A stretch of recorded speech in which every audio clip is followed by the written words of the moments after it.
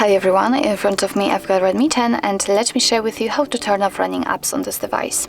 So actually it depends of what kind of navigations you've got set. So if you've got the buttons just like me, all we have to do in order to open the recents where are stored all opened apps is to simply tap on this square icon. But if you've got the gestures set without those buttons, then all you have to do is to simply swipe your finger up gently and hold it somewhere here.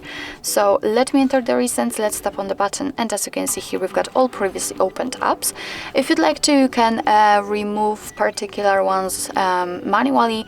Just find it and swipe it to the right or to the left. It's up to you.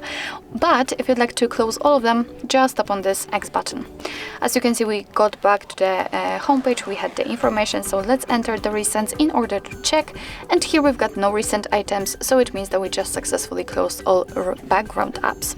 So actually this is it. This is how to turn off running apps in your Redmi 10.